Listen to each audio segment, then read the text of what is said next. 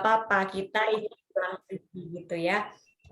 Kita review ulang lagi supaya kita lebih memahami atau di reminder lagi, oh anak kita ini lagi masuk usia segini nih gitu ya. Nah, kenapa saya tulis di sini memahami tugas perkembangan anak gitu ya. Kok ada kata tugas bukan tahap perkembangan gitu ya. Ya karena sebenarnya pada setiap tahap perkembangan anak itu mereka punya tugas gitu ya. Punya tugas untuk melewati satu tugas-tugas perkembangan tertentu. Dan kata tugas tadi sebenarnya juga mengacu pada tugas kita sebagai parents, tugas kita sebagai orang tuanya bahwa kita punya tugas loh di setiap area perkembangan untuk menstimulasi anak. Jadi dia punya tugas melalui itu, tugas kita adalah menstimulasi dia. Dia hanya menerima stimulasi kita. Jangan sampai anak kita berkembang aja, kita biarin aja, kita ler aja gitu ya. Tapi dia tidak terstimulasi, akhirnya tidak berkembang secara optimal. Maka di sini adalah kita memahami tugas kita sebenarnya, memahami tugas kita apa sih untuk mendukung perkembangan anak-anak kita. Seperti itu.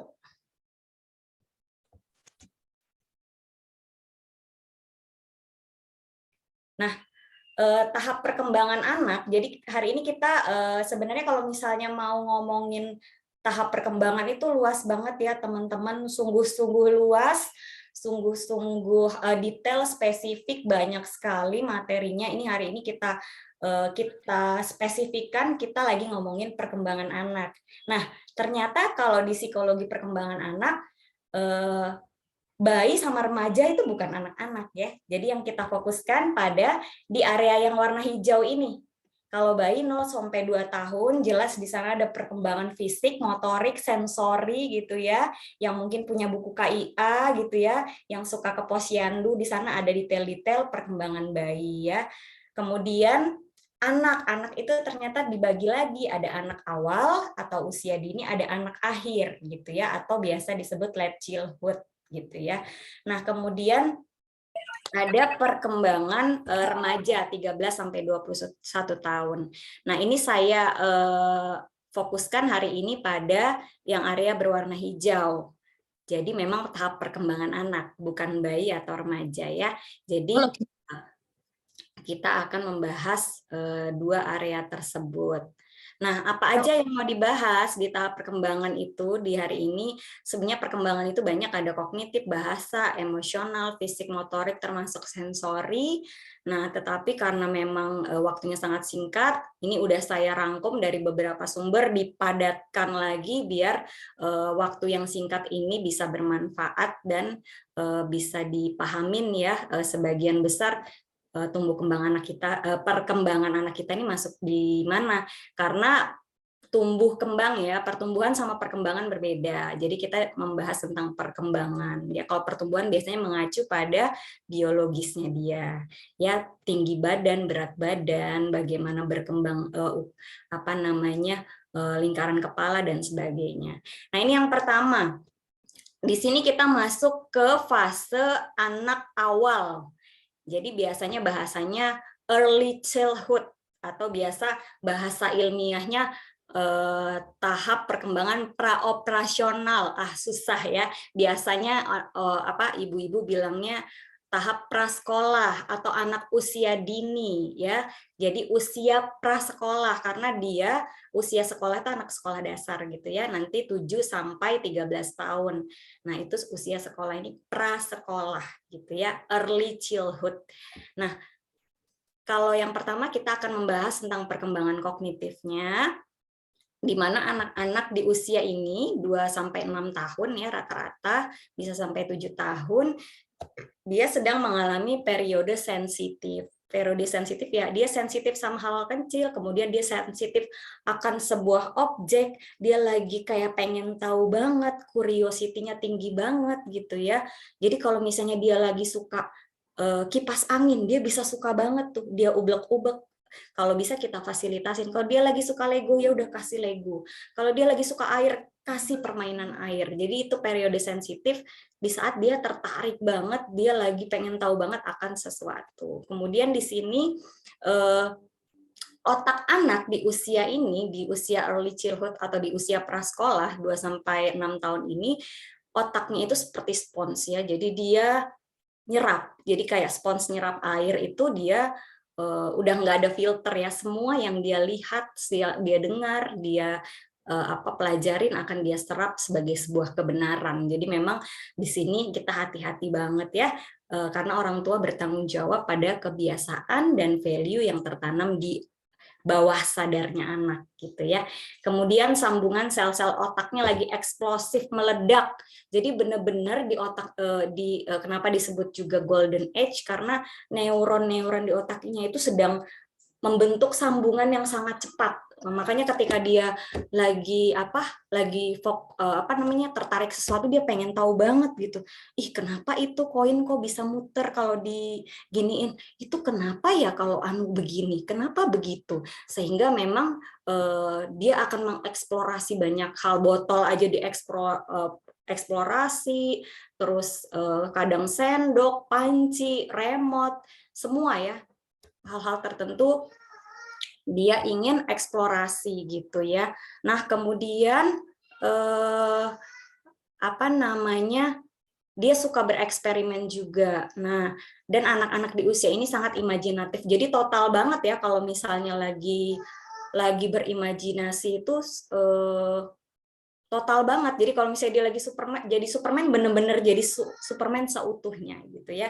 Kalau dia jadi Frozen, dia jadi Frozen banget. Jadi memang lagi imajinatif banget. Apa yang harus kita lakukan pada saat perkembangan kognitif anak sedang seperti ini? Itu berarti kita harus support eksplorasi seluas-luasnya. Amati dan segera respon ketertarikannya belajar akan sesuatu gitu ya. Nah, kemudian children see, children do ya, di area ini dia children see, children do, tanam kebiasaan dan value positif dari orang tua. Jadi anak melihat, anak melakukan. Jadi apapun yang dia lihat dari orang tuanya dia akan melakukannya. Bagaimana cara ibunya marah, bagaimana cara ibunya bicara, bagaimana cara ayahnya bicara, melakukan relasi, itu dia lihat, dia lakukan. Jadi sangat hati-hati ya. Kemudian manfaatkan golden age dengan briefing and role playing. Apa sih briefing and role playing itu ya? Sebentar saya jeda sebentar ya, Sisput, 1 menit boleh? Ini kayaknya ada yang error. Oke. Sebentar. Bisa.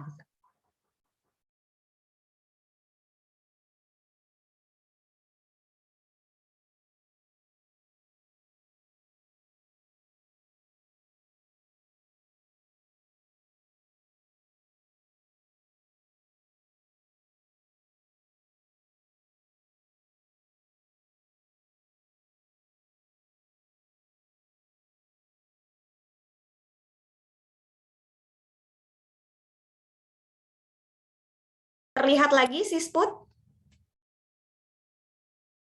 Halo? Di aku kelihatan, Bu. Oh, kelihatan ya. Kelihatan. Maaf ya kalau tiba-tiba sinyal error. Nah, kemudian manfaatkan golden age atau periode emas ini dengan briefing and role playing. Apa itu briefing and role playing? Jadi intinya gini, pada saat kita ingin melakukan sesuatu kan biasanya kita latihan dulu gitu ya. Sama anak kecil misalnya mau latihan sepeda, dia di BRP dulu, di briefing and role playing. Or caranya naik sepeda nih buat anak yang belum bisa naik sepeda, di briefing dulu. Ini sepeda nak, ini nanti digenjot. Ya, ini dipegang. Kalau perlu kita bisa kasih visualisasi misalnya lewat video. Nih videonya latihan sepeda nih. Begini tahapnya, dia ada jatuhnya. Nah, tapi kalau kamu jatuh dia kayak dia nih, dia bangun lagi, dia coba lagi misalnya gitu. Sama briefing and role playing ini di semua lini ya. Belajar menahan marah, belajar bicara di depan umum, belajar menari, semuanya bisa dimanfaatkan dengan briefing and role playing gitu ya. Jadi ada BRP kalau di istilah enlightening parenting itu briefing and role playing. Jadi kenapa sih aku sudah sering bilangin anakku begini tapi kok dia nggak dengar gitu. Nah, manfaatkan dengan briefing and role playing, karena kalau misalnya anak-anak kita kasih tahu pada saat kejadiannya, misalnya kayak saya waktu itu sempat ngajarin anak saya gimana kalau misalnya dia marah banget, dia lagi kesel banget, jangan pukul, jangan jangan teriak-teriak, misalnya saya BRP tentang tarik nafas, hembuskan, atau pergi dulu ke ruangan lain. Itu perlu BRP juga loh ternyata. Jadi semua perilaku, belajar berenang, bahkan misalnya ke mall dulu supaya dia nggak tantrum di mall, bisa aja kita BRP dulu di rumah sebelum pergi. Mau ke Indomaret supaya dia nggak minta macem-macem, minta macem-macem, terserah dia. Nah itu bisa di briefing dulu di rumah gitu. Jadi manfaatkan banget golden age ini karena dia lagi otaknya seperti spons. Jadi dengan apa? Dengan repetisi, pengulangan. Jadi BRP nggak bisa satu dua kali. Kalau kita briefing anak, ngasih tahu sesuatu, satu adab, satu perilaku tertentu, atau satu keterampilan tertentu, itu nggak bisa 1-3 kali aja udah pengen berhasil, nggak bisa. Jadi anggap aja itu sebuah pengulangan yang udah kita jadikan kebiasaan aja. Nah, karena di masa ini perlunya repetisi itu akan menjadi habituasi atau kebiasaan anak, habit gitu ya. Nah, ketika kita berhenti mengulang, maka ada istilahnya dishabituasi. Kita memutus kebiasaannya jadi nggak biasa lagi gitu. Misalnya kita, kok anak saya kemarin kuat loh bangun pagi, rajin dia bangun pagi, nggak dibangunin dia bangun pagi. Setelah misalnya 1 tahun kemudian karena kita lihat ada satu momen dia jadi bangun siang terus kita biarin, akhirnya kita berhenti mengulang. Nah, disitulah dishabituasi terjadi, pemutusan kebiasaan. Tapi sekarang kok susah ya dia bangun pagi. Nah, mungkin kita berhenti mengulang di usia ini karena usia ini benar-benar butuh repetisi atau pengulangan seperti itu. Nah, kemudian di perkembangan kognitif atau perkembangan otak, pola pikir anak usia 2-6 tahun ini ada rentang konsentrasinya sekitar 4-18 menit ya. Seperti yang kita tahu, rentang konsentrasi itu biasanya bisa dikali 2 atau 3 gitu ya. Kalau anak umur 2 tahun biasanya rentang konsentrasinya panjang-panjangnya 4 menit gitu ya. Supaya jangan emosi kalau anaknya lagi belajar sesuatu, baru lihat apa udah ke sana. Baru lihat apa udah ke sana gitu ya. Ya memang anak usia segini mudah terpecah konsentrasinya. Kecuali sangat cepat sekali baru 30 detik dia pindah, 30 detik dia pindah. Nah, itu berarti yang perlu diperiksakan gitu ya. Ada sesuatu enggak kok konsentrasinya pecah sekali gitu.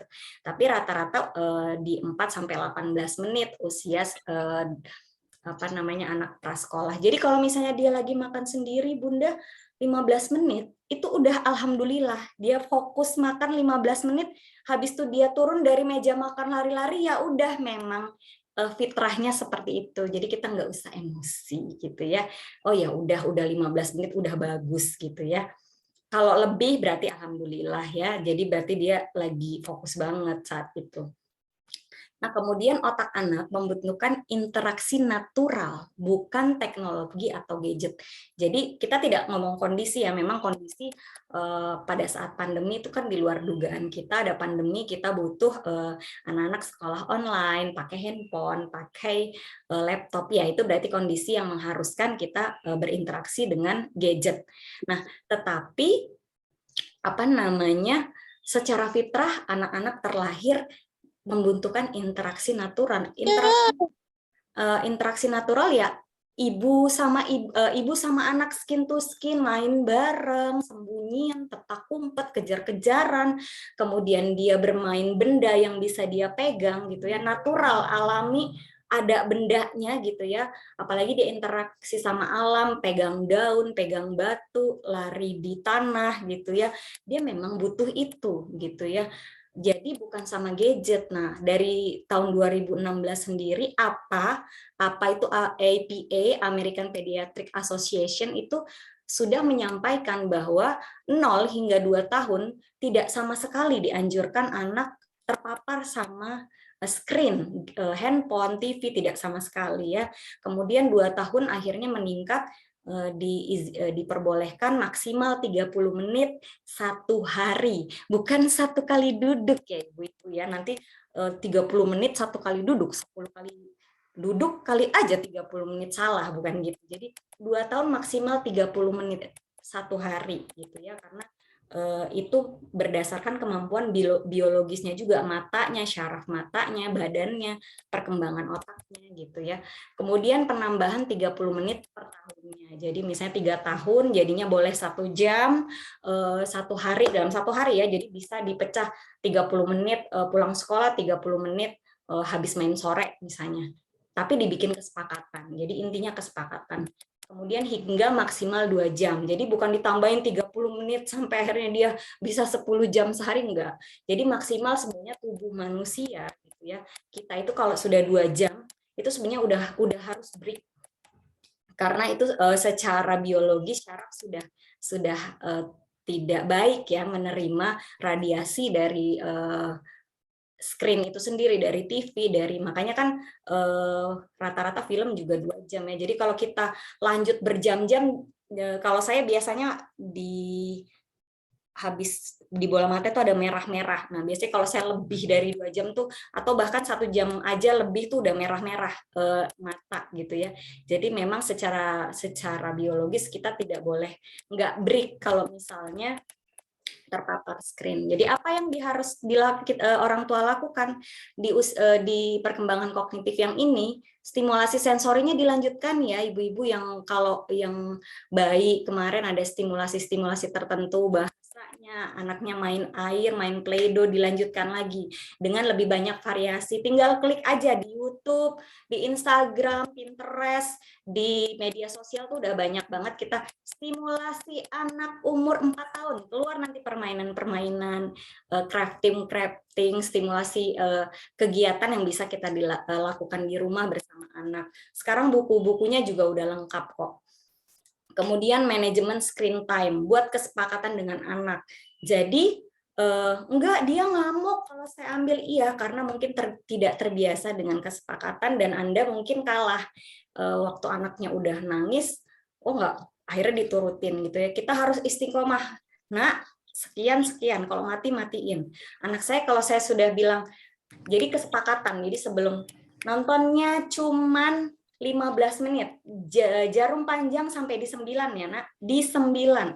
Akhirnya nanti begitu menuju ke 9 pun, di 8 itu sudah saya ingatin, 5 menit lagi ya, Bunda matiin ya, apapun yang terjadi Bunda matiin, sesuai kesepakatan ya, karena itu kok demi kebaikan anak kita juga, jadi dia nggak edik, nggak kecanduan screen. Kemudian menyusun kurikulum adab dan keterampilan hidup, ih ribet amat, mau ngapain nyusun kurikulum, aku nggak sempet. Iya kadang-kadang gini, kita ngeleskan anak kita gitu ya, les bahasa Inggris, les bahasa Arab, les bahasa Jepang, les berenang, les taekwondo gitu ya, berjuta-juta uang kadang keluar. Tapi kita mau cari tempat les adab di mana ya?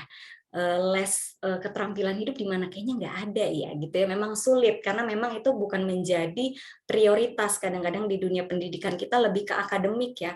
Nah kalau memang tidak bisa ya di rumah buat aja kecil-kecilan, misalnya dijadwalkan, oh tiap hari Kamis aku belajar adab, misalnya adab bertamu, nanti Kamis depan adab apa, dan itu diulang terus gitu ya. Saya waktu ikut training Enlightening Parenting itu benar-benar kita disuruh susun pakai tabel.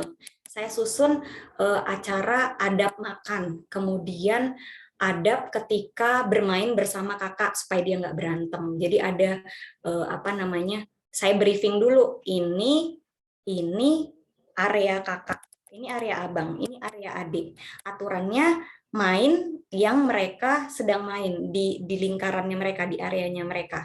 Jadi ada batasnya. Waktu itu saya bikin kayak karpet puzzle mat gitu, warna hijau adik, warna coklat si abangnya. Karena mereka selalu berantem, akhirnya saya bikin tuh adab bermain bersama. Jadi mereka boleh meminjam ketika saudaranya sudah selesai bermain itu. Bagaimana kalau ada yang maksa? Itu semua perlu di briefing. Jadi kurikulum tuh jangan dibayangkan seribet itu ya. Minimal kita membuat tabel, aturannya apa tuh kita ulang. Tiap minggu kita jadwalkan adab apa lagi, karena ternyata kadang-kadang adab itu miss kita ajarkan ya. Padahal ternyata adab dan keterampilan hidup itu tidak ada sekolahnya ya, gitu. Kayak misalnya menyeberang jalan itu keterampilan hidup. kalau tiba-tiba di suatu kondisi tertentu dia harus menyeberang tanpa kita nggak lihat misalnya, terus kemudian atau ketika hilang dari pandangan Bunda di mall, apa yang harus kamu lakukan, itu tetap harus ada ajarannya. Nah itu yang hal-hal seperti itu kadang-kadang kita lupa dan ternyata menjadi penting loh untuk kita susun, kita rencanakan dan ada action plan-nya. Karena itu penting, kita nggak bisa nyuruh di sekolah, tolong dong bikinin adab ini, ajarin. Cuman kalau misalnya di sekolah, alhamdulillah ya sekolah-sekolah Islam sekarang yang sekolahnya bagus, itu benar-benar ngajarin adab mulai dari datang sampai pulang, adab bertemu ustazahnya gitu ya, salim, salam gitu. Jadi kita juga perlu.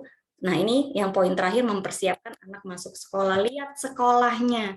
Karena bayangkan dari pagi sampai siang misalnya di situ muter-muter adabnya, kebiasaannya dia. Jadi kita harus selektif banget memilih sekolah anak. Kebiasaan apa gitu ya yang diajarkan di sekolah yang akhirnya akan menjadi karakter anak kita gitu. Itu perkembangan kognitif. Nah, sekarang perkembangan bahasa ya, Bunda-bunda. Ini di usia 2-6 tahun atau usia prasekolah ini kemampuan bahasa. Jadi ini juga disebut usia bahasa.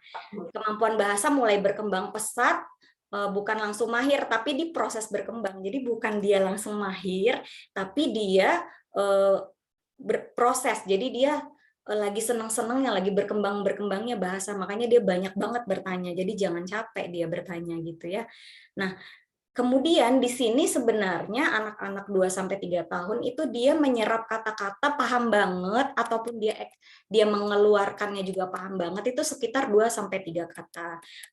Terus ditambah 3 tahun, 4 tahun nambah lagi 3-5 kata. Jadi kalau misalnya kita bilang, Mama mau pergi dulu ya. Nah, Mama pergi dulu. Mungkin yang akan dia tangkap mungkin Mama pergi dulu. Oh, Mama mau pergi gitu ya. Terus nanti kamu jangan buka pintu misalnya. Oh, dia akan nangkapnya jangan buka pintu. Nantinya mungkin ketinggalan. Makanya pada saat kita ngomong sama anak-anak usia gini jangan kepanjangan ya. Jangan kamu tuh ya harusnya bla bla bla bla bla bla, panjang, dia nggak ngerti gitu ya.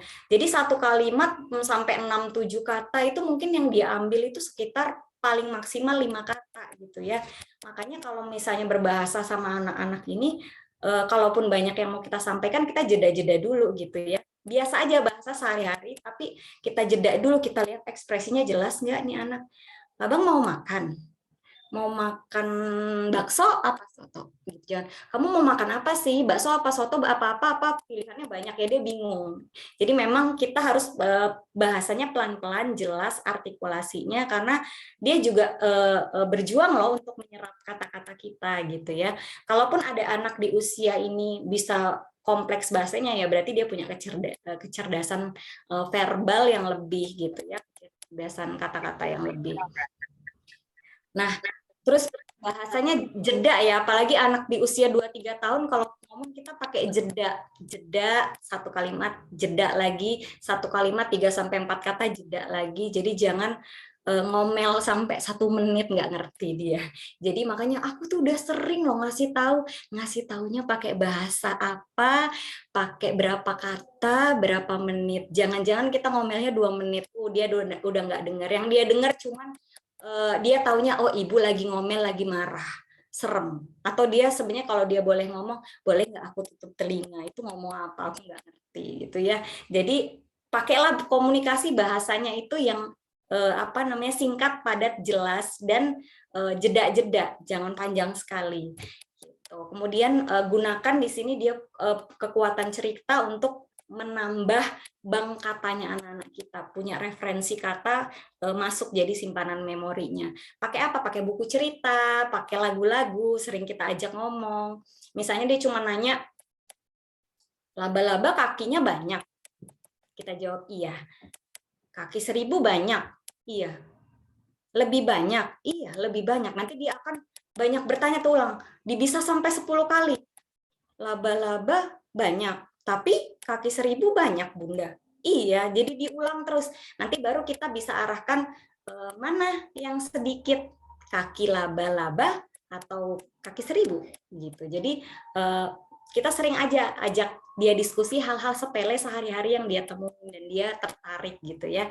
Kemudian kita kasih stimulasi bahasa yang cukup, pakai buku cerita, pakai diskusi, lagu-lagu gitu ya, atau flashcard yang ada kata-katanya juga gitu, ada gambarnya, jadi macam-macam ya stimulasi bahasa. Kemudian bilingual, bisa nggak sih anak di usia ini diajarin bahasa bilingual, dileskan bahasa Inggris, dileskan bahasa ini, bahasa itu? Bisa, semua bisa, karena otaknya lagi spons. Tapi pastikan dulu fitrahnya 0 sampai 7 tahun dia harus menguasai bahasa ibunya. Kenapa?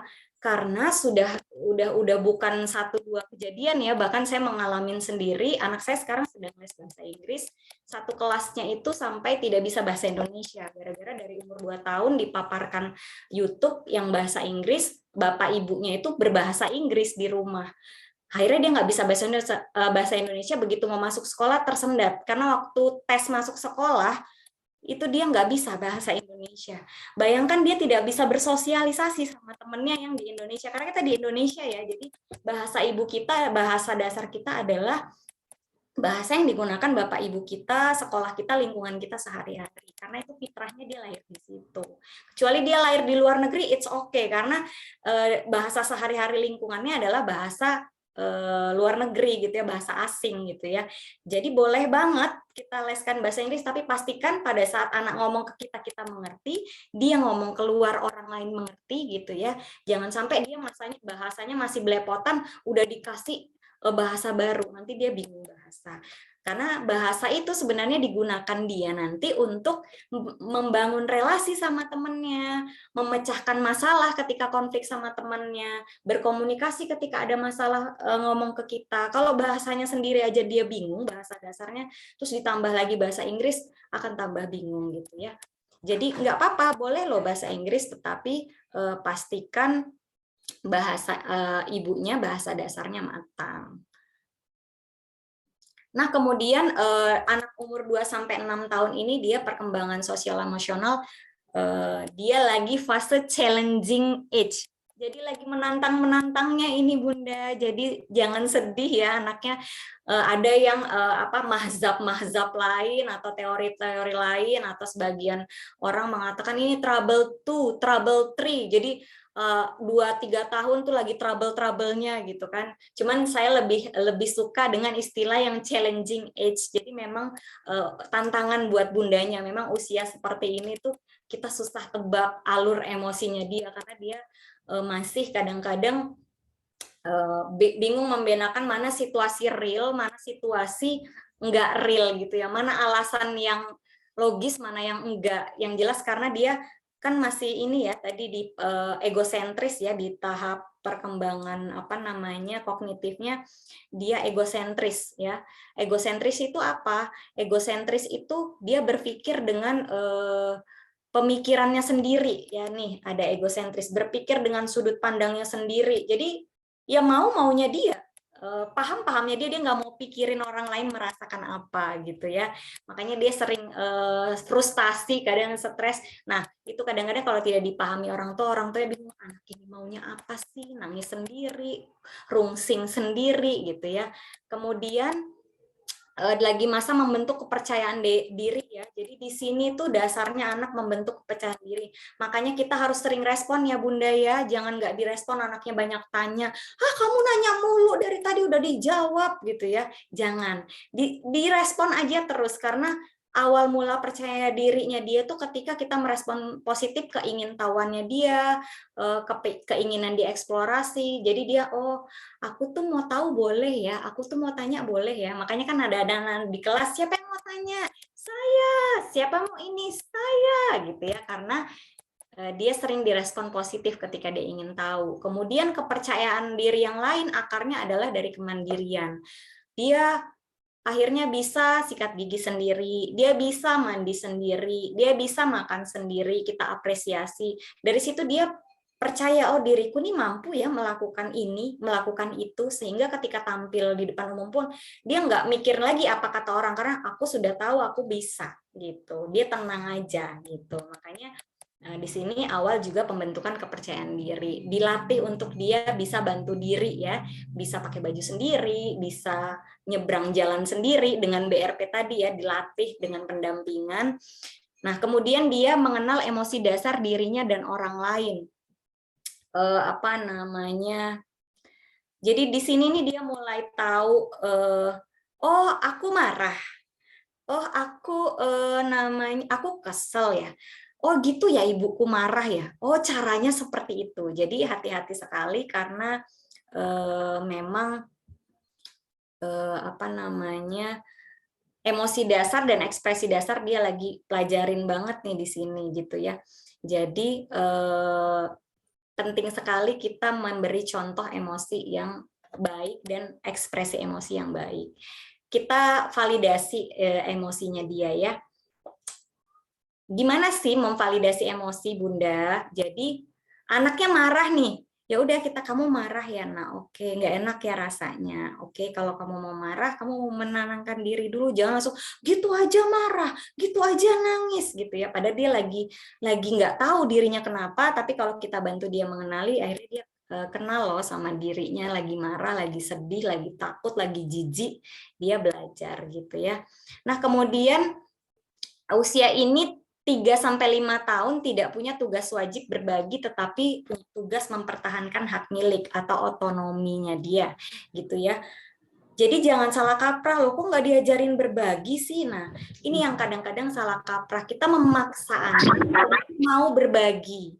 Nah, Nggak ada Bude. yang menjadi ambigu adalah kalau kita paksa dia berbagi, maka dia juga akan memaksa orang lain berbagi. Disitulah awalnya anak akhirnya merebut punya orang lain karena dia wajib berbagi itu wajib gitu ya. Nah, jadi mengarahkan berbagi itu boleh, tetapi tidak boleh memaksa karena tugasnya dia adalah mempertahankan hak miliknya dia. Oh, kalau dia lagi nggak mau berbagi, adik mau berbagi nggak mau, oke nanti tunggu kalau sudah mau berbagi boleh berbagi ya gitu. Jadi tidak dipaksa, diarahkan boleh. Tiap hari kalau perlu kita arahkan, nanti kalau mau berbagi dapat pahala dari Allah, Allah sayang, boleh loh berbagi. Nanti kalau mau berbagi bilang ya. Nah sehingga ketika dia matang dalam mempertahankan hak milik, dia tidak akan mengambil hak milik orang lain karena oh itu punya orang, aku tidak akan rebut gitu ya. Nanti dia akan secara internal kalau kita arahkan terus dia mau berbagi dari dalam dirinya sendiri gitu ya, bukan karena dipaksa berbagi. Ayo bagi gitu ya, enggak. Ya. Nah, kemudian usia ini juga isu yang ini adalah temper tantrum ya, tantrum, ngamuk-ngamuk gitu ya. Jadi diterima dulu ya Bunda, memang usianya seperti ini rentan 2-4 tahun itu tetap masih ada gitu ya, tetap akan muncul entah di usia berapa dia akan intens tantrumnya gitu ya.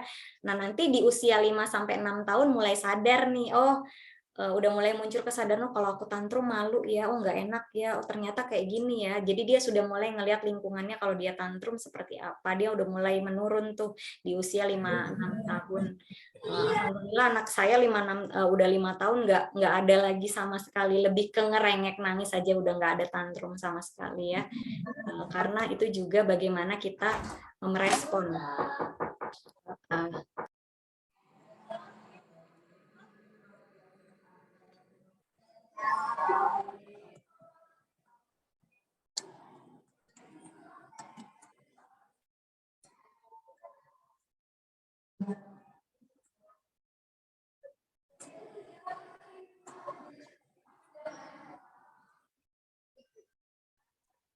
Bentar ya, ini error, sebentar.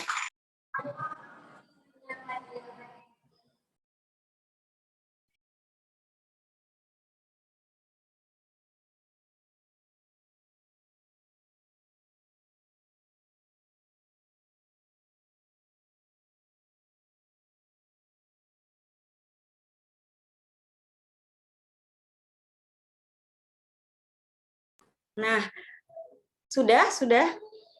Halo? Halo sis? Masih jelas ya? Jelas, Bu. Oh, ya. Nah, di sini juga di usia ini tingkatkan kolaborasi bukan kompetisi ya. Jadi semakin ke sini kebutuhan perkembangan dan orang-orang yang dipilih di dunia kerja, kemudian dipilih di dunia sosial bukan lagi orang yang berkompetisi tapi berkolaborasi gitu ya. Jadi kita ajak dia kolaborasi sama saudaranya main bareng, bukan lagi lomba-lomba siapa yang menang, siapa yang paling ini gitu ya. Jadi lebih tingkatkan kolaborasi. Jadi di usia ini bagaimana Bunda tentang sosial emosionalnya? Ayo kita latih kelola emosi kita dulu. Jadi kita jangan ikutan tantrum gitu ya, kalau anak tantrum gitu ya. Kok anak saya suka kasar sih ngomongnya, coba kita cek dulu gimana nada suara kita tiap hari kalau ngomong gitu ya. Jadi kita dulu nih latihan emosi kita. Jadi mau seperti apapun kita ngajarin anak kita, kita briefing and role playing tentang menahan emosi, tapi kita nggak kelola emosi terlebih dahulu ya akan sia-sia gitu ya, karena children see tadi children do. Anak melihat, anak melakukan, dia akan lebih banyak melakukan yang dia lihat daripada instruksi kita gitu ya. Jadi kita harus kelar dulu nih sambil latihan, sambil ngasuh anak kita juga melatih terus supaya emosi kita tiap hari lebih terkontrol gitu ya. Kemudian isi tangki kasih sayang anak karena ini kebutuhan dasar. Jadi sebelum kita mikir, oh anak ini belum dilatih ini, belum dilatih itu tentang marah, tentang relasi, coba kita cek dulu jangan-jangan tangki kasih sayangnya lagi kosong gitu ya. Nah kasih sayang ini bisa kita berikan dengan 5 bahasa cinta ya. Bahasa cinta kan ada sentuhan, kemudian waktu yang berkualitas sama anak, pelayanan kita bisa beri hadiah, nggak mesti waktu ulang tahun gitu ya. Kemudian kata-kata yang positif gitu ya. Sudah seberapa sering sih kita mengekspresikan kasih sayang kita ke anak dan seberapa sering kita meluangkan waktu yang berkualitas buat anak-anak gitu ya. Main bareng, belajar bareng, jalan-jalan, ngedate gitu ya. Nah, itu harus diisi dulu tangki kasih sayangnya di perkembangan sosial emosional ini. Kemudian validasi perasaannya, terus ngajarin dia mengenali, oh dia lagi marah, terus mengekspresikannya seperti apa nih kalau marah. Boleh loh kita marah, tapi caranya seperti apa. Nggak boleh pukul-pukul, boleh mungkin masuk ke ruangan lain dulu, mungkin nangis sendiri dulu untuk meredakan emosi, nggak apa-apa, asal tidak menyakiti orang lain. Kemudian menyiapkan jadwal waktu belajar anak mempelajari keterampilan sosial dasar gitu ya. Bagaimana dia tidak memotong pembicaraan, bagaimana ketika dia marah, bagaimana ketika dia bertamu, itu kadang kita miss ngajarinnya gitu ya. Karena kalau kita ngajarin pada saat dia udah buat salah itu tidak akan efektif ketimbang kita memang membuat rencana belajar itu. Tadi yang saya sebut kurikulum adab dan keterampilan hidup, bukan kurikulum yang ini ya, jadwal, intinya bikin jadwal dan rencana mau belajarnya seperti apa gitu. Kemudian pelajari kiat-kiat hadapin anak tantrum ya usia ini. Nah, kenapa saya nggak akan membahas tentang bagaimana menghadapi anak tantrum, karena kelas tantrum itu saya sampai ikut 2 jam sendiri. Kita akan bedah dulu kenapa dia, penyebabnya tantrumnya apa, terus nanti mencegahnya gimana, intervensinya gimana. Itu macam-macam karena penyebab tantrum itu juga ada 3 gitu ya. Jadi macam-macam itu akan ada sesinya sendiri. Silahkan Anda pelajari kiat-kiat hadapi anak tantrum ya di buku Enlightening Parenting yang 6 tahun perkembangan penting, masa penting, periode penting itu juga ada gitu ya, dijelaskan di sana. Kemudian di usia ini mencegah lebih dibutuhkan. Mencegah tantrum itu lebih dibutuhkan daripada Anda sudah tunggu dia tantrumnya terus baru dikasih tahu, enggak, mencegah. Jadi kita pelajari dulu, oh sebelum misalnya ke kondangan, aku mau bawa anak supaya nggak tantrum di kondangan, pastikan dulu dia nggak lapar, pastikan ada mainannya, pastikan ada kegiatannya, atau mau ke mall, udah di briefing dulu di rumah. Jadi ada pencegahan-pencegahan sebelum dia tantrum nantinya. Jadi kita juga mengasah ketajaman indera kita juga. Pada saat anak tantrum tuh kita pelajarin apa sih sebenarnya tadi yang bikin dia tantrum, atau respon kita, jangan-jangan yang memicu dia menjadi ngamuk karena merasa ditolak. Jadi memang kita harus pelajarin banget nih sensitivitas kita mengobservasi anak-anak sebelum dia tantrum. Apa sih penyebabnya, itu yang kita cegah. Nah, Ya, mungkin bisa dibuka kalau ada yang mau ditanyakan di usia ini ya, di usia prasekolah, karena nanti 2 slide terakhir adalah usia penjelasan singkat usia sekolah atau 7 sampai 13 tahun. Saya kembalikan ke Mari, mungkin ada teman-teman yang mau bertanya ya, khususnya untuk di usia 2 sampai 6 tahun, boleh bisa langsung atau lewat chat. Langsung aja boleh ya, mungkin Mbak Putri ya, biar singkat ya Mbak Putri ya. Oke, berarti langsung.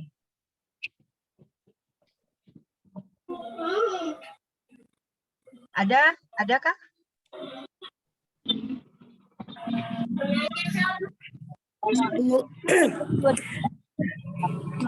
Oh, Bu Sunarti mau nanya ya? Iya. Oke, sebentar saya lihat ya, spotlight. Oke, silahkan. Ya, terima kasih atas kesempatan yang diberikan kepada saya. Ini Bu, saya bertanya, anak saya ada umur 4 tahun, tapi bicaranya itu masih putus-putus kayak pertanyaan saya, bagaimana cara mengatasi itu dan apakah itu bisa berubah nantinya? Ya.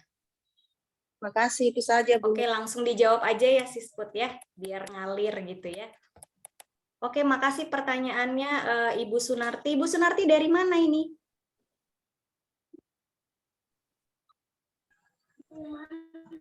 Dari Pomala? Dari Kendari, Bu.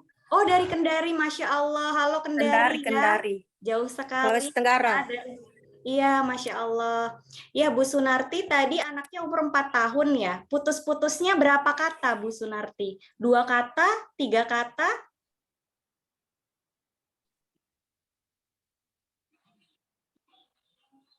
Anaknya laki-laki atau perempuan? Iya, Bu. Anaknya laki-laki atau perempuan? Laki-laki, Kemudian Bu. putus-putusnya berapa kata? 1 kata, 2 kata, 3 kata? Setiap dia bicara berapa kata yang bisa dia sebutkan?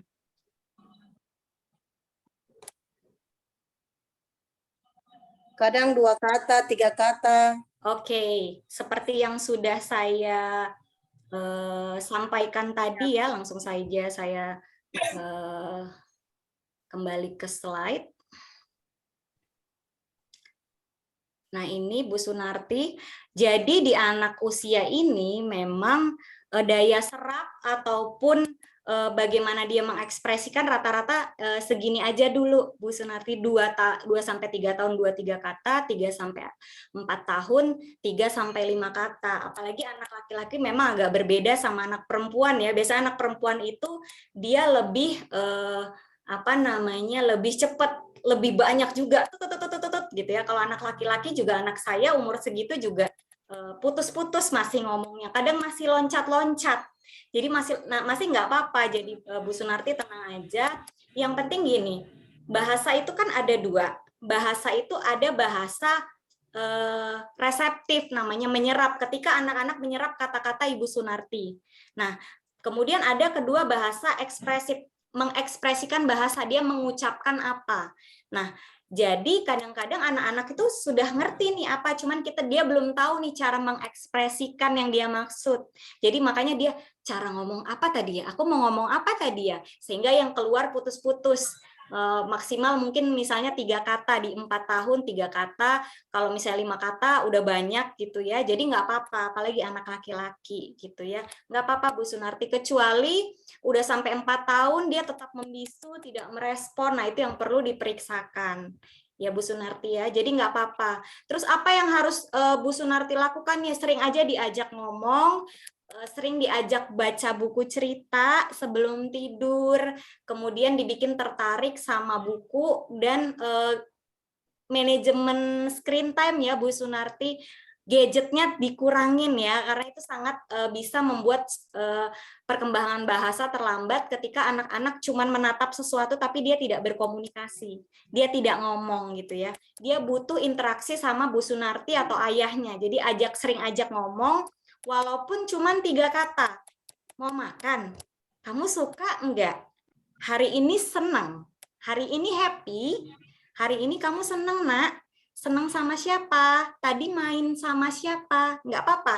Jadi 3 kata, 4 kata itu udah oke. Jadi enggak apa-apa ya Bu Sunarti ya. Tinggal Ibu sering ajak baca buku cerita, sering diajak ngobrol, diajak nyanyi gitu ya. Mudah-mudahan menambah bank kata atau simpanan kata-kata di memorinya. Nanti akan ada dia masanya bank katanya kebuka, tiba-tiba dia udah banyak nih kosakatanya, tiba-tiba nanti dia ngomong banyak, apa namanya, mengeluarkan itu banyak. Jadi ada waktunya, nggak apa-apa Bu Sunarti. Ya mungkin itu udah cukup Bu Sunarti. Bagaimana Bu Sunarti? Iya, terima kasih Bu jawabannya. Sama-sama. Silakan Sisput. Ada Iya lagi? Bu, terima kasih. Oh ya, ini ada Mbak Lisa. Udah rese. Silakan Mbak Lisa.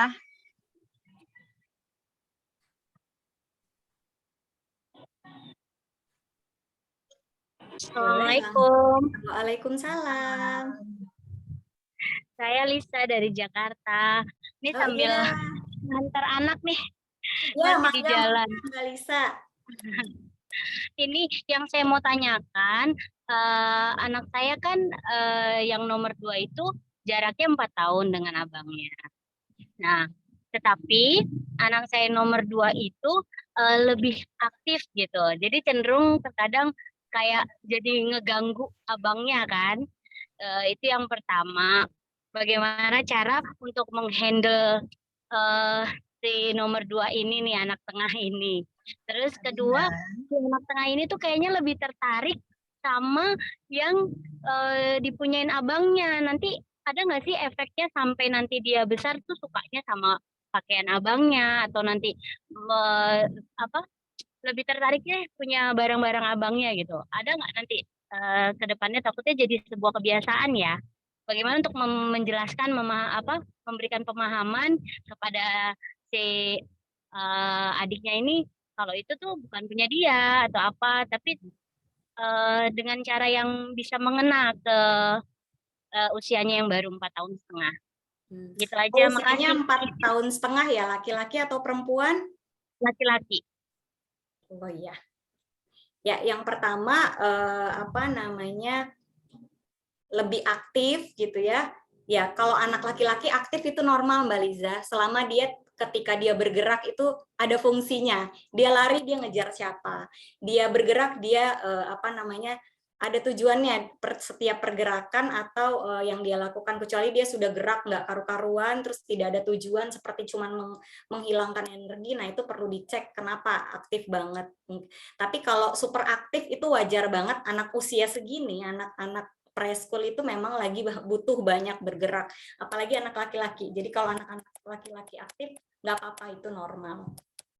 Kecuali aktifnya sudah tidak fungsional. Nah, kalau mengarah ke hiperaktif itu udah nggak fungsi, gerakannya sudah nggak ada ininya. Kemudian bagaimana mengatasi dia aktifnya ini mengganggu kakaknya gitu ya, konsentrasi kakaknya ya? Iya, jadi kayak misalnya abangnya lagi main Lego, terus tiba-tiba dia lari, Legonya diberantakin gitu. Lebih Iya. kayak iseng juga kayaknya ya.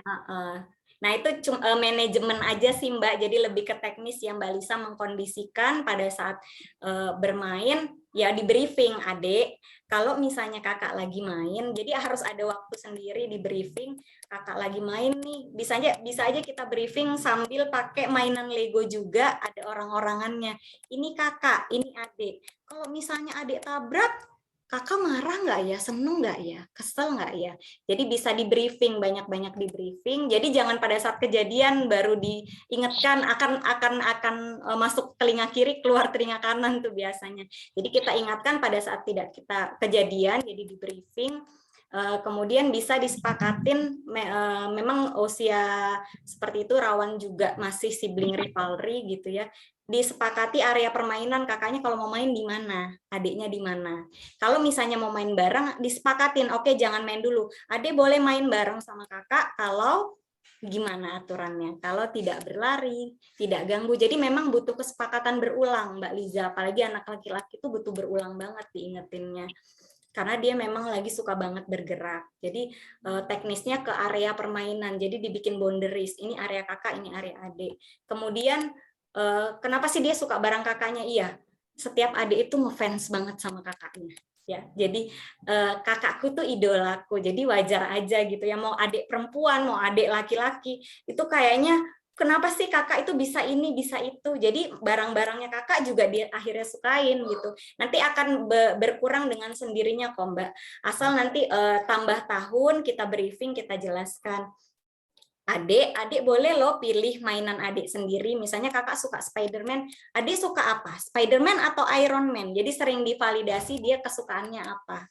Boleh loh beda, adik punyanya bagus juga gitu. Jadi dia mungkin juga butuh perhatian tentang kesukaannya dia gitu.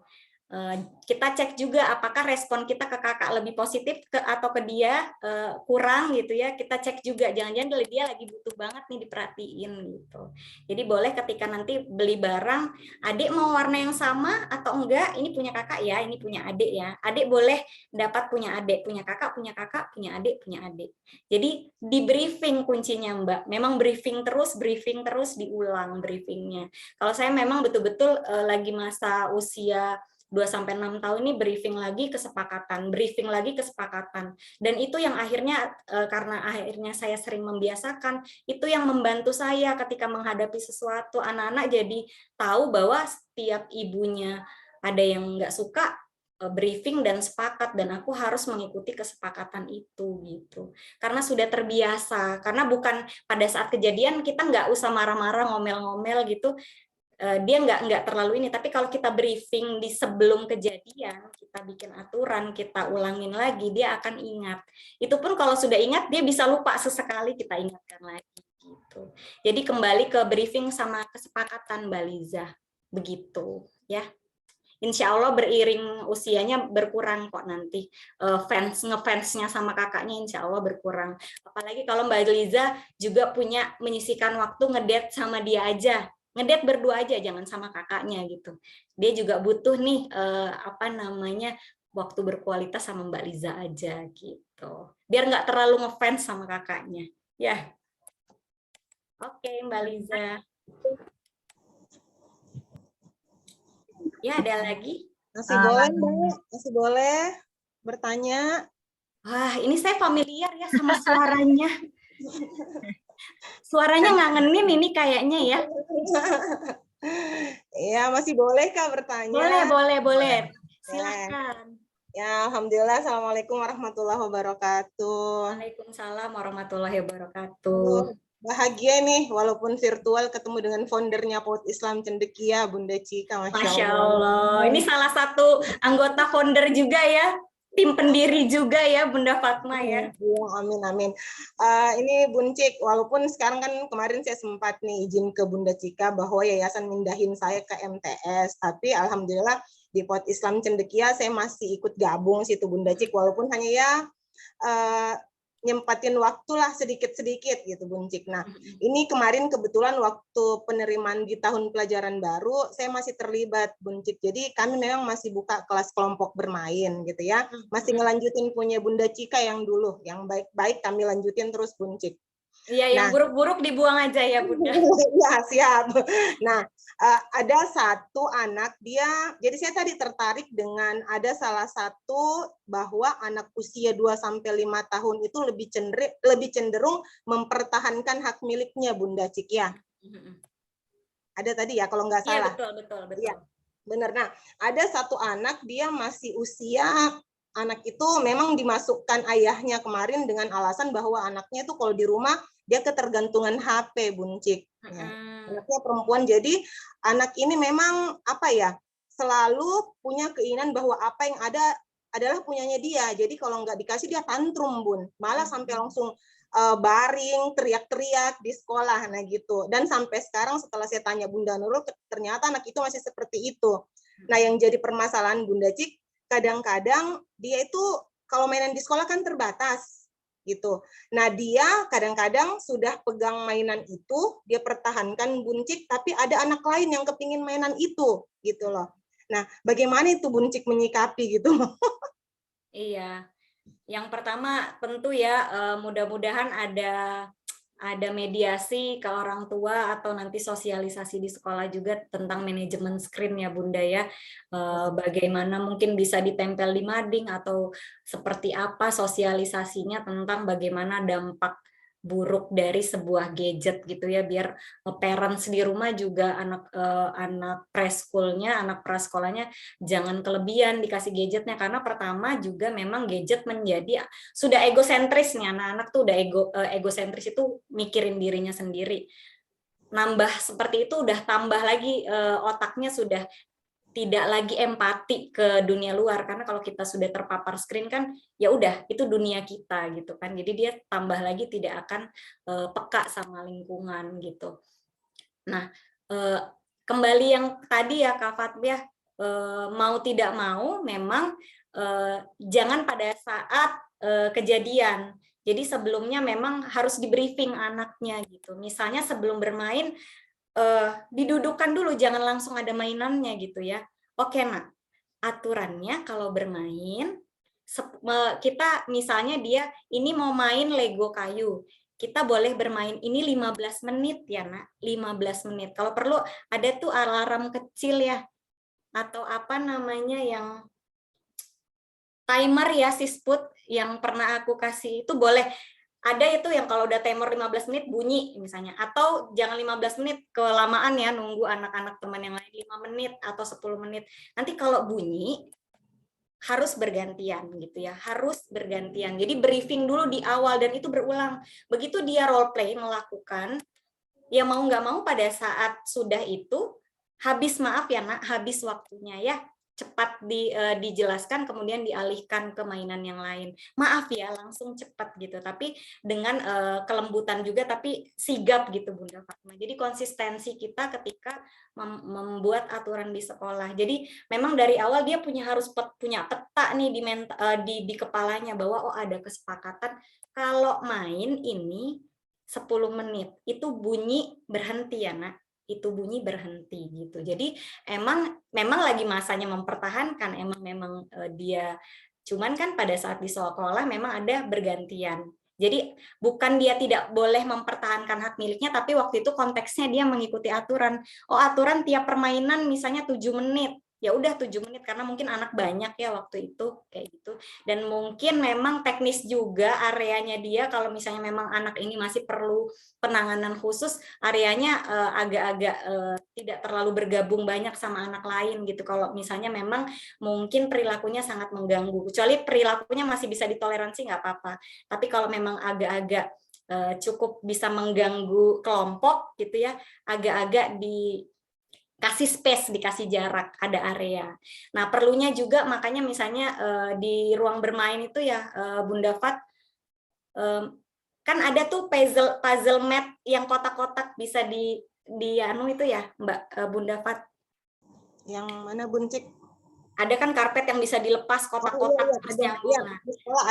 Di usia ini juga penting namanya boundaries area kerja, area bermain. Jadi bisa anak-anak punya 4 puzzle mat.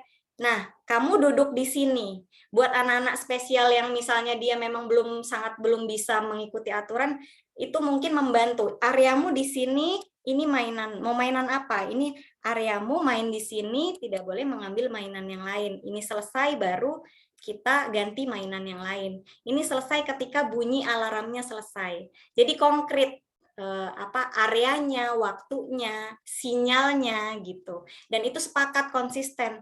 Kalau misalnya dia awal-awal menyesuaikan ya kita tetap maaf ya nak ya, nanti besok begitu lagi ya. Kalau dia berhasil diapresiasi, tapi kalau misalnya dia belum berhasil tetap kita harus ulangin terus bahwa itu aturan.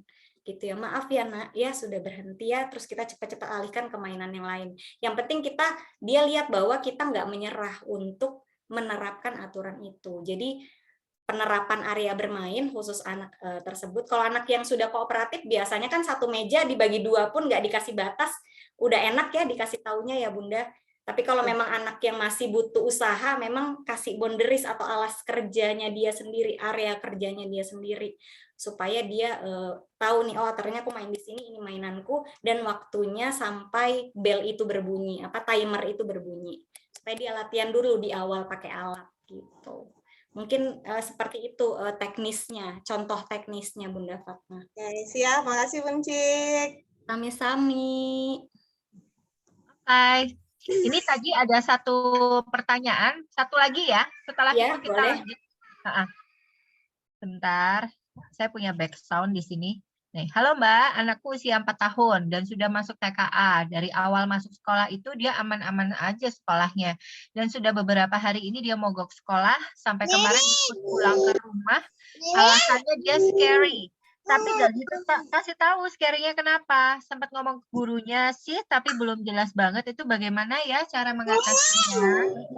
Makan ini. Oke, iya langsung dijawab ya sama Bunda Cika. Oke, Bunda Rina, kebetulan banget anak saya juga sempat mogok sekolah 2 minggu ya. Tapi saya santai. Anak usia ini memang dia masih punya pemikirannya sendiri. Yang pertama adalah galinya itu pada saat santai. Jadi nggak apa-apa kalau misalnya dia nggak mau sekolah 1-2 hari, ya kita istirahatkan sambil kita mau main sama Bunda, terus sambil kita gali-gali pas main. Scary apa nak, teman sama teman atau sama apa, jadi gali apa yang bikin kamu takut gitu. Jadi waktu itu kejadiannya anak saya 2 minggu, saya nggak tahu dia kenapa sama gitu ya. Hampir waktu itu terjadi pemaksaan gitu ya, ayahnya udah gemes karena sudah berhari-hari nggak sekolah, terus saya bilang jangan dipaksa, kita harus tahu dulu nih, santai, kita harus tahu dulu penyebabnya. Saya gali-gali sambil main di rumah, pada saat dia lagi manja-manjaan sama saya elus-elus rambutnya. Mau sekolah nggak anak?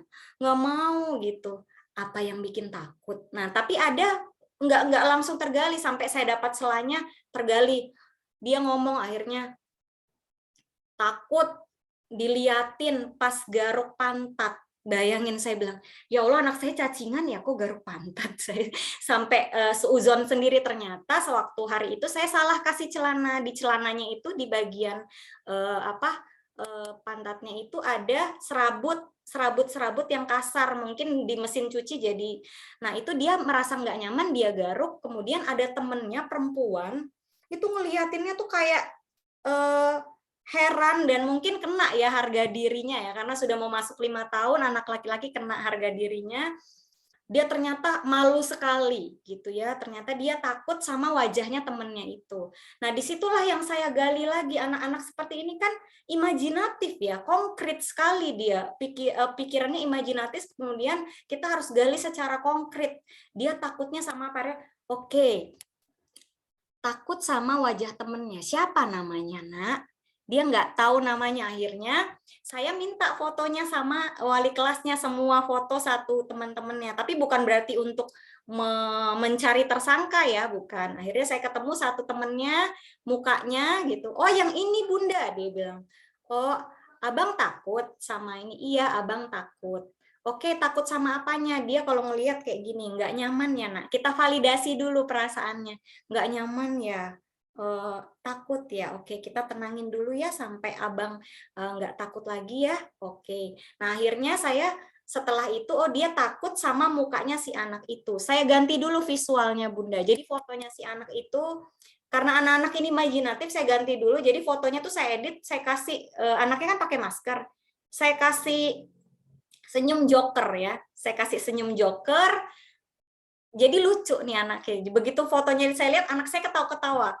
Wah, serem nggak nak masih mukanya? Enggak. Lucu banget Bunda. Haha. Pokoknya setiap kali dilihat foto temennya itu ketawa. Nah, setelah saya lihat emosinya mulai reda, saya kasih pilihan, akhirnya pilihan berujung sama. Tetap dia harus sekolah, tetapi dia yang memilih. Oke nak, kamu tetap harus sekolah, tapi kamu pilih duduk di dekat Bu Gita, wali kelasnya, atau di dekat temen yang dia senangin. Gitu. Jadi itu lewat penggalian cerita sebenarnya. Dia nyaman dulu ya, dia cerita, iya takut, terus kalau kira-kira kalau mau dimasuk sekolah, abang mau duduk sama siapa senangnya, mau duduk deket ini nama temannya. Jadi saya cari yang dia senangin, pilihannya tetap masuk sekolah, tapi dia dikasih pilihan mau duduk sama Bu Gita, apa mau duduk sama temen yang kesukaannya dia, bukan temennya yang serem. Jadi mau nggak mau dia pilihannya kan tetap masuk sekolah ya. Kita giring dia tetap masuk sekolah, tapi pilihannya ada dua. Di kelas pilihannya masuk ini atau ini. Nah itu yang perlu digali ulang dulu ya Bunda. Tugas Bunda sekarang PR-nya adalah menggali, jangan memaksa dia sekolah karena bisa tambah traumatis, gali dulu dia takutnya di mana. Tapi sambil santai ya, jangan maksa, sambil baring-baring, sambil sebelum mau tidur. Nah, baru nanti diluruskan takutnya seperti apa, kemudian dikasih pilihan. Ya udah, Adik pengennya apa kira-kira yang Abang atau Kakak nyaman kalau mau masuk sekolah, yang bikin berani lagi, itu yang perlu digali. Jadi kemampuan komunikasi ya Bunda ya, jadi bikin dia memilih untuk sekolah lagi, tapi ada syaratnya kita yang bikin, pilihannya ada dua gitu, entah dia mau apa sama apa, tapi ujung-ujungnya tetap sekolah. Jadi kita kasih pilihan yang membuat dia tetap sekolah, tapi entah dia mau diantar Bunda atau diantar Ayah, atau mau dijemput sama gurunya yang namanya siapa, atau mau mau duduk di kelas sama siapa. Coba cari, digali gitu ya. Digali dulu sih sebenarnya penyebabnya, baru penyebabnya diluruskan. Setelah penyebabnya diluruskan, kemudian kasih pilihan yang dia tetap memilih sekolah, tapi pilihannya apa yang membuat dia senang gitu. Begitu Bunda. Bunda Rina, begitu. Sama-sama Bunda Rina. Oke, ini sudah 17.14 ya. Saya lanjutkan slide terakhir ya. Buat penutupnya, di usia late childhood 7-13 tahun. Nah, ini anak akhir ya. Bunda-bunda ini usia anak akhir. Sebenarnya sama masih anak-anak. Cuman ini lebih meningkat aja kemampuan. Nah, di usia 7-12 ini dia sebenarnya kalau udah 12-13 itu udah masuk fase awal pubertas ya, remaja awal gitu ya. Tapi yang di 7-12 masih di start 7 ini masih anak-anak ya, late childhood istilahnya, anak usia sekolah yang dia akhirnya baru pertama kali masuk SD. Nah, perkembangannya apa? Ya jelas perkembangan kognitif dan bahasanya mulai lebih kompleks, bahasanya mulai runtut, jelas. Dia ngomong itu udah sangat bisa kita pahamin ya, dibanding tadi yang anak usia prasekolah ya, kadang-kadang ini kok ngomongnya apa sih, loncat kemana, masih maksudnya gimana, jadi kita pelan-pelan ngomongnya. Tapi kalau di bahasa ini sudah enak ya, diajak diskusi. Nah, jadi dia sudah bisa nih kita ajak diskusi, kadang-kadang itu sudah bisa tuh sebagian anak-anak diajak cerita, ngobrol, dan curhat-curhat sama ibunya, udah mulai bisa gitu ya. Tapi hati-hati, tetap ada filternya ya, ngomong sama anak late childhood, nanti dia salah nyerap gitu ya, kalau ini curhat tentang bapaknya misalnya, hati-hati. Kemudian mulai mengucapkan bahasa seperti orang dewasa, jadi kadang-kadang dia ngomongnya kok gayanya kayak ibunya nih atau gaya bapaknya ya, karena dia melihat setiap hari ya. Kemudian rentang konsentrasinya sudah lebih panjang, 14-21 menit gitu ya. Di luar ini kalau dia lari-lari ke sana kemari ya masih wajar banget ya. Jadi jangan menganggap tubuhnya makin besar Anda membuat dia menjadi anak dewasa. Jadi tuntutannya akan lebih hati-hati di sini, di usia ini kita takutnya ekspektasinya jadi nambah tinggi ke anak-anak. Tetap Bun, santuy, sabar ya. Karena 14 menit dia diem itu udah oke. 21 menit oke banget. Lewat itu nggak apa-apa, dia lari-lari lagi ya. Dia rusuh lagi nggak apa-apa. Terus problem solving sederhananya mulai terbentuk, dia sudah mulai punya peta pikiran, oh nanti kalau begini begitu. Oh nanti kalau misalnya aku melakukan ini maka lingkungan akan bersikap, oh kalau aku begini mamaku gini. Dia udah bisa menyusun strategi juga gitu ya pelan-pelan. Kemudian peta pikirannya sudah mulai dipengaruhi sumber-sumber lain. Jadi itu di kepalanya tuh sudah mulai dipengaruhi kata orang dewasa, kata gurunya, kata tetangganya, kata om tantenya, kata temennya, kata sepupunya, bacaannya, tontonannya. Nah, ini perlu kita kontrol, makanya dia bergaul sama siapa, kemudian dia baca apa, dia nonton apa, itu kita kontrol ya. Kemudian komunikasi efektif, letakkan makna, alasan konkret atau rasional. Nah, ngomong sama anak usia segini, itu kita sudah mulai bisa letakkan makna. Jadi misalnya, nak, kalau misalnya kamu terlambat, kira-kira nyaman nggak pagi-pagi? Enggak. Buru-buru tuh nyaman nggak? Enggak. Nah, kalau kamu bangun pagi, enak nggak? Enak. Kan ada makna, berarti sebab akibat. Oh, kalau kita bangunnya lebih pagi, nggak buru-buru, enak. Nah, atau bisa udah mulai bisa nih diletakkan mana. Allah suka loh kalau anak-anak bangun pagi, paginya itu jadi lebih happy, menyenangkan, berkah itu namanya. Nah, itu sudah mulai bisa makna-makna sederhana diletakkan pada anak usia segini. Kemudian alasannya harus konkret dan rasional ya. Jadi kalau misalnya apa namanya, jangan ke sana loh, nanti ada hantu. Nah, itu udah nggak konkret ya. Jangan ke sana loh, nanti ada penculik. Padahal mungkin di situ nggak ada penculik gitu ya. Enggak. Kita harus udah apa-apa konkret. Anak usia segini tuh udah konkret banget. Jadi kalau ada apa-apa, kita harus menjelaskan secara sederhana alasan sebenarnya, fakta sebenarnya, dengan bahasa yang tidak menjelimet ya, dengan bahasa yang sederhana. Kemudian udah bisa gunakan rujukan nih usia seperti ini. Jadi kata Bu Dokter ya, kamu harus makan daging merah banyak-banyak, nak, supaya nggak gampang pusing. Gitu, itu udah mulai bisa tuh. Kalau menurut buku yang Bunda baca ya, Bunda baca tuh di artikel kalau pakai headset kelamaan itu bisa mengurangi si gendang telinga mendengar. Jadi telinga kita bisa nggak terlalu dengar kalau misalnya kita kelamaan, kalau yang Bunda baca ya. Jadi kita udah mulai harus jadi orang tua keren nih, pakai sumber kalau ngomong ya. Jadi nggak sekedar nakut-nakutin, ngancem-ngancem, tapi kita sudah pakai referensi bacaan buku gitu. Makanya sering-sering baca ya Bunda-Bunda. Menurut kata ini yang kemarin Bunda ikut training, keren kan ibunya ya, udah pakai rujukan ya. Tapi nggak perlu pakai daftar pustaka ya Bunda kalau ngomong. Menurut Harlock 2016 nggak perlu seperti itu, pusing nanti anaknya ya. Jadi nggak usah pakai gunakan rujukan yang pakai daftar pustaka. Yang penting dia trust gitu ya sama. Tapi jangan bohong juga gitu. Jadi sumbernya juga harus jelas. Kemudian buat kesepakatan atau parental coaching. Nah di sini apa namanya, kesepakatan terus. Bahkan usia ini malah lebih beberapa orang sudah sampai menggunakan kertas karena anaknya udah bisa baca tulis. Oke, kamu sepakat kalau misalnya mau pelihara kucing, kamu kasih makan kucingnya 2 kali sehari. Habis pegang kucing, kamu harus cuci tangan.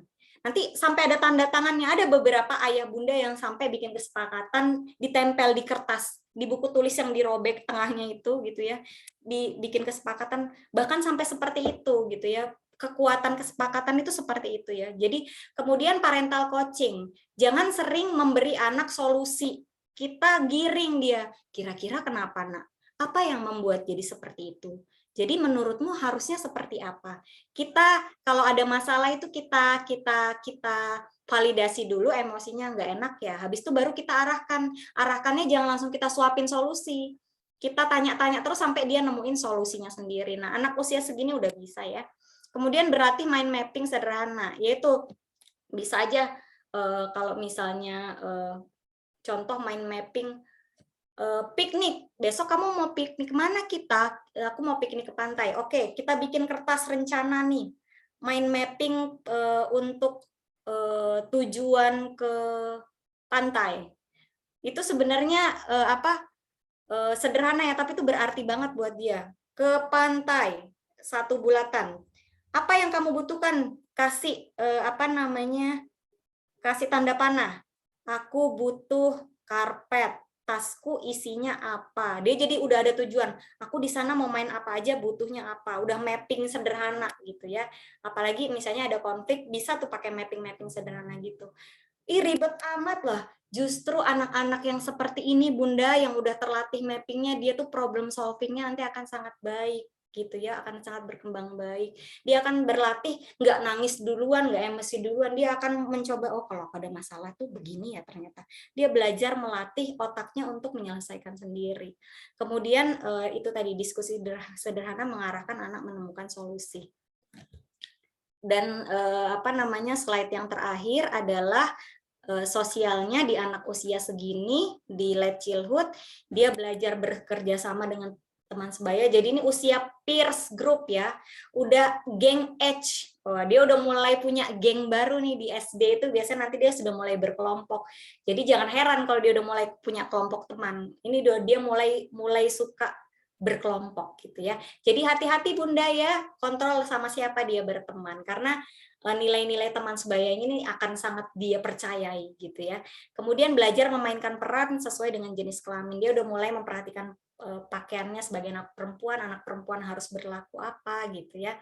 Kemudian belajar mengendalikan reaksi-reaksi emosional sesuai dengan harapan lingkungan sosial. Jadi dia udah mulai oh aku jangan bereaksi gini ya, temanku kayaknya nggak suka deh gitu. Kemudian belajar menjadi individu yang mampu berdiri sendiri. Jadi di sini kemandiriannya dilanjutkan. Nah, di sini penting banget kalau dia sudah bisa bantu diri, mandi sendiri, makan sendiri, nyiapin kebutuhan sekolahnya sendiri, ini akan sangat baik untuk kemandiriannya nanti gitu ya. Apa yang harus dilakukan? Lagi-lagi komunikasi efektif ya, seperti tadi letakkan makna, alasan konkret, gunakan rujukan kalau kita ngomong. Jadi tidak sekedar doktrin dan instruksi atau tekanan gitu ya. Kemudian menjadi sahabat anak. Kenapa? Hati-hati, dia sudah punya sahabat di luar rumah ya. Dia akan lebih senang sama teman sebayanya. Kalau di rumah dia cuma merasakan tekanan, kemarahan, aturan ketat gitu ya, dia tidak akan mudah trust. Jadi kalau kita menjalin persahabatan, dia akan juga mudah cerita, curhat sama kita jadi lebih mudah kontrol di sekolah apa yang dia rasakan, teman-temannya seperti apa konflik di sekolah. Kemudian kontrol relasi dan sumber pengetahuannya, bacaan anak, tontonannya apa, hati-hati ya. Kemudian kuatkan kebiasaan mandiri yang sudah mulai terbentuk, menguatkan sisi tauhid anak. Jadi udah mulai bisa nih, Allah sukanya apa menurut Allah. Kemudian Allah tuh punya pesan, dia kasih ke Rasulullah tuh orang yang sangat baik. Jadi bla bla bla tentang sisi tauhid ya, itu udah mulai bisa dengan bahasa-bahasa sederhana. Oke, mungkin itu saja karena sudah sore hari. Mungkin kalau ada pertanyaan ya Bunda silahkan. Terakhir mungkin berapa Mbak? Ada pertanyaan 1, 2 atau bagaimana? Ini ada pertanyaan di itu sih di chat 1 itu dulu ya. Sama ini ada yang raise hand 2 ya, 2 pertanyaan oke ya. Berarti kita batasin terakhir 2 ya karena sudah mau maghrib. Kita lanjut. Bagaimana pertanyaannya? Ini dari Mbak Risa dari Pangkal Pinang. Izin bertanya Mbak Cika. Anak saya 9 tahun, laki-laki. Bagaimana caranya membuat anak sulung lebih sayang dan peduli terhadap adik perempuannya? Karena anak sulung saya ini cuek dan terkadang mementingkan diri sendiri. Oke, Mbak Risa sayangku. Mbak Risa ini adalah anaknya sahabat anak saya di Pangkal Pinang, dan akhirnya ibunya juga bersahabat, begitu ya Mbak Risa ya.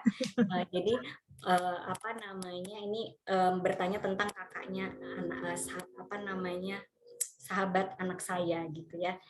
Nah, lihat dulu anak-anak kan berbeda-beda ya Bunda, karakternya ada yang mungkin terbuka, ada yang tertutup gitu ya bahasa gampangnya, ada yang ekstrovert, ada yang introvert gitu ya. Ada yang mudah memberikan ekspresi sayang, ada yang mudah tidak ada yang sulit mengekspresikan sayang gitu ya. Jadi bisa jadi kita cek dulu apakah memang dia tipe yang mungkin cuek-cuek, cool-cool tapi ternyata dia sayang gitu ya. Kita tidak tahu. Karena anak usia segini juga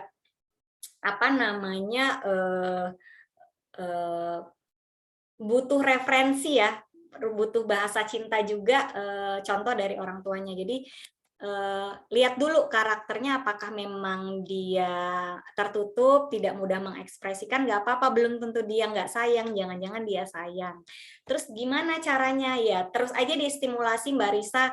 Mbak Risa bisa membuat dia belajar bahasa cinta. Kan ada 5 bahasa cinta Mbak Risa, sentuhan, kata-kata positif. Distimulasi aja supaya nanti dia jadi terbiasa. Jadi kalau misalnya dia bangun pulang sekolah, Mbak Risa elus-elus punggungnya. Gimana tadi nak, capek gitu ya. Capek ya, mau Bunda buatin apa? Tadi gimana? Diajak ada cerita. Kemudian di keseharian sering diajarkan bahasa cinta, kata-kata positif. Mbak Risa sayang loh gitu ya. sama dia, mama sayang sama kamu, mama bangga loh sama kamu gitu. Adik juga sayang. Nah, terus bagaimana supaya dia meningkat rasa sayangnya ke adiknya? Dibuat keterlibatan gitu ya, mau nggak mau kita setting nih kondisi ada satu kegiatan yang dia harus kerjasama sama adiknya, atau harus dia makein baju adiknya, atau dia harus ngebantuin adiknya sesuatu. Sering-sering dikasih kegiatan yang dia terlibat berdua, misalnya sama si adiknya gitu. Kemudian jangan ada briefing juga gitu ya. Kalau saya sering briefing abang itu pakai video. Jadi saya juga sering lihat ada satu video dia tuh dulu pernah ngelus adiknya. Karena dia lagi nggak suka banget nih sama adiknya sekarang. Dengar nggak ya anaknya ada di luar. Dia lagi nggak suka banget sama adiknya. Jadi saya tuh lagi PR banget untuk bikin dia berhenti kesel sama adiknya. Kadang adiknya nggak ngapa-ngapain tuh dia kayaknya kesel banget sama adiknya. Gitu. Lagi sibling rivalry gitu ya. Jadi saya sering kalau sebelum mau tidur tuh saya cerita, adik itu tadi cerita loh waktu abang main sama si ini. Abang mana bunda? Dedek kangen. Jadi kita yang kayak memprovokasi bahwa si adiknya ini sayang sama dia gitu. Terus saya kasih lihat video ini loh. Adik sama abang dulu lucu ya.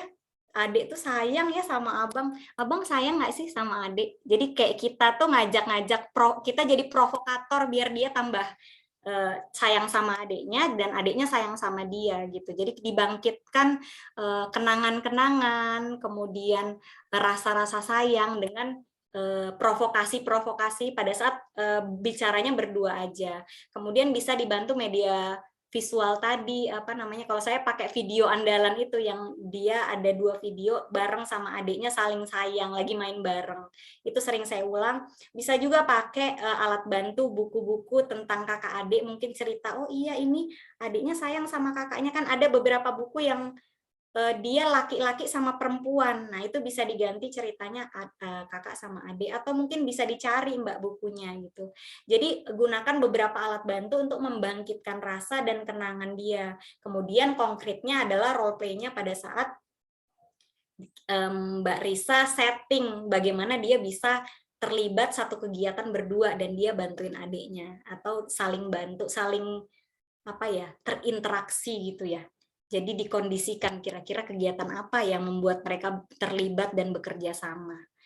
Begitu Mbak Risa. Jadi Mbak Risa harus jadi provokator ya, provokator rasa cinta, rasa sayang si abangnya ke adiknya. Cari cerita-cerita atau momen-momen Mbak bisa provokasi ya. Begitu Mbak Risa. Ada lagi? Oke, ini ada. Oh, yang resen. Waduh, yang resen 2 ya. Oke, berarti bonus ya 2 ini, terakhir yang 2 ya. Kalau ada satu lagi mohon maaf, biar cepat closing karena sebentar lagi azan maghrib. Silahkan, ini ada. Ini yang pakai nama Retni, kok nggak bisa di-unmute? Kalau nggak Bu Sylvia dulu ya. Oke, Bunda Sylvia. Silahkan, Mangga. Ya, Assalamualaikum warahmatullahi wabarakatuh. Waalaikumsalam. Dari mana ini? Dari Komala, Kolaka, Bu Cika. Saya dengan Sylvia. Oh, Masya Allah. Halo, Komala. Aduh, kangen banget ya sama warga Komala ini. Iya, Bu. Iya, ini saya tertarik dengan ini karena anak saya yang satu mungkin sama dengan Ibu yang dari Pangkal Pinang ya. Ada sedikit ini kurang lebih hampir sama. Saya itu anak saya yang kedua itu kan usia 10 tahun, kemudian anak saya yang bungsu yang keempat itu usia 6 tahun menuju 7 tahun sekarang. Memang kalau dari sisi perlakuan itu saya agak sedikit berbeda Bu, karena yang bungsu ini memang kan ada riwayat sakit dan memang karena usianya masih kecil, jadi kadang-kadang bahasa saya itu agak sedikit berbeda. Nah, yang kedua ini kakaknya ini merasa mungkin ada cemburu gitu kalau ngelihat perlakuan saya dengan anak saya yang kedua itu, mungkin dia merasa bahwa itu ada yang berbeda gitu. Nah, dia suka protes. Yang kakaknya itu suka protes, "Mama, kenapa sih?" Misalkan nih ada batasan kayak HP gitu kan, Bu. di ini kan saya biasanya ada 3 jam setiap hari itu stop dulu maghrib sampai jam 21 kita stop deh main HP. Nah, biasanya si bungsu ini saya bujuk, nah udah selesai nih kita ini ya, lepas dulu HP-nya mama ambil ya. Nah, kalau yang ketahuan yang kedua itu saya agak sedikit tegas kalau yang itu.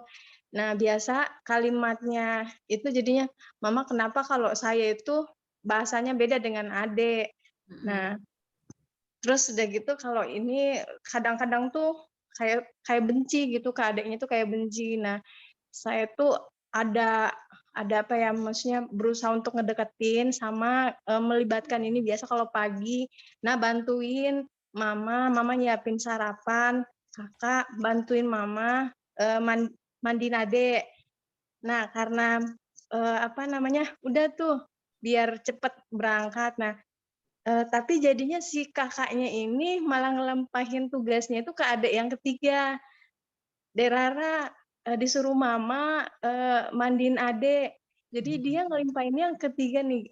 Saya tuh jadi bingung, Bu. Maksudnya gimana ya? Apa ada yang salah dari saya? Kemudian bagaimana menyikapi biar si anak yang kedua ini berubah dan sedikit bertanggung jawab mungkin dan sayang gitu ke adiknya.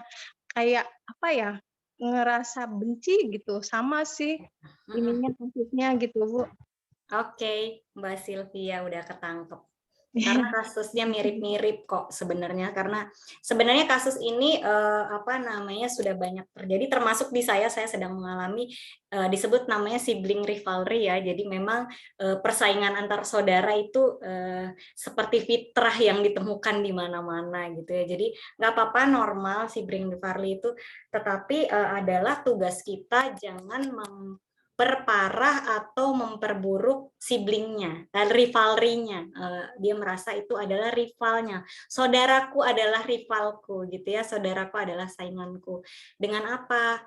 Ya benar, apalagi kalau anak misalnya dia udah 10 tahun, dia sampai udah bertanya nih, sebenarnya itu udah alarm buat Bunda Sylvia untuk lebih memperhatikan juga gitu, bahwa dia sudah, kenapa sih kalau ke aku kok berbeda, ke adik kok berbeda gitu. Karena anak-anak itu mau usianya berapa sebenarnya dia pengen disamain, responnya positif, diomongin yang komunikasi yang efektif gitu ya. Jadi mungkin dirubah dulu pola komunikasinya Mbak Sylvia ke anak yang lagi cemburu itu ya. Berarti dia betul-betul butuh tangki kasih sayang nih, itu udah alarm Mbak Sylvia, dipenuhin dulu.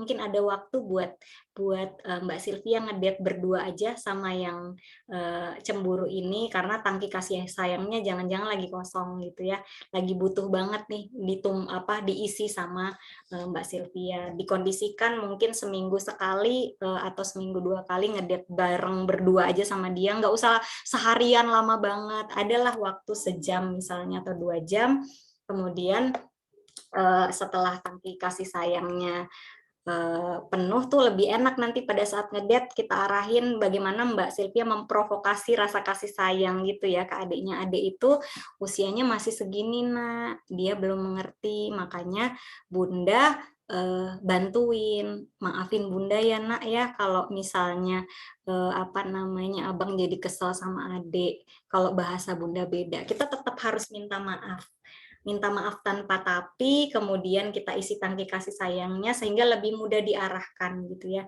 Jadi dasarnya tangki kasih sayangnya dulu dan rubah pola komunikasinya Mbak Sylvia ke dia. Jadi memang lebih banyak komunikasi efektif ya. Jadi jangan berbeda. Tadi kan dia sudah ngasih sinyal berbeda. Kembali disamain bahwa dia juga bisa diajak bersepakat, diajak ngomong baik-baik gitu ya. Kemudian kembali lagi seperti yang saya bilang tadi, apapun itu harus pakai kesepakatan. Kalau misalnya lagi tugasnya dia tidak boleh melimpahkan ke adiknya. Dek, maaf nah itu tugas kamu harus mengerjakan, maaf ya. Bunda harus tetap mengawasi, kamu harus ngerjain. Bunda tidak akan, kamu tidak boleh mengerjakan yang lain sebelum menyelesaikan tugas yang ini. Jadi tegas sama kasar berbeda ya Bunda Sylvianya, tetap harus harus tegas tapi tetap dengan bukan kekasaran. Jadi yang pertama rubah komunikasi Mbak Sylvia ke dia, kedua isi tangki kasih sayangnya, baru masuk menjadi setiap kali waktu-waktu ngedate sama dia masuk diarahkan menjadi provokator kasih sayang gitu ya, biar lebih sayang. Dan itu berulang ya, tidak sekali dua kali. Jadi memang berulang untuk menumbuhkan kasih sayang ke adiknya tadi. Sama benar yang udah Mbak Sylvia lakukan untuk membuat dia terlibat. Mungkin terlibatnya kasih sayangnya masih kosong, tangki kasih sayangnya masih kosong, terus dia masih ada persepsi tentang komunikasi Mbak Sylvia berbeda. Jadi itu dirubah dulu dengan fakta bahwa Mbak Sylvia bisa kok berubah komunikasinya ke dia, tetap santuy gitu ya, tapi tetap tegas kalau misalnya dia melanggar aturan gitu. Begitu Mbak Sylvia. Ada lagi terakhir yang tadi? Begitu ya Mbak Sylvia. Iya, sama-sama Mbak Sylvia. Salam buat orang Pomala ya. Iya, insya Allah nanti disampaikan, Bu. Oke. Tadi yang terakhir Retmi, siapa Bunda Retmi? Ada yang tangkat tangan ya? Tapi sekarang udah enggak. Mungkin mau bertanya lagi? Oke. Mungkin sebelum sesinya berakhir nanti foto bareng ya. Oh iya, benar. Oke, mungkin kurang lebihnya materi yang saya sampaikan itu saya minta maaf kalau misalnya ada kekurangan ya. Ada lagi kah yang bertanya, Sisput?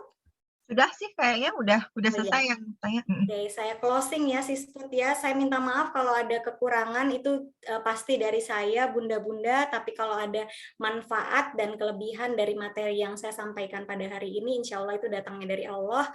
Semoga sedikit banyak bisa bermanfaat buat ayah bunda, buat bunda-bunda ya, nggak ada ayah di sini ya, buat bunda-bunda pada hari ini. Semoga jadi bisa minimal memahami, oh iya anakku lagi fase ini, oh iya aku harus paham dulu. Jadi nggak langsung emosi ya, santuy ya, santuy menghadapi anak-anak sesuai perkembangannya. Oke, billahi taufiq walhidayah. Wassalamualaikum warahmatullahi wabarakatuh.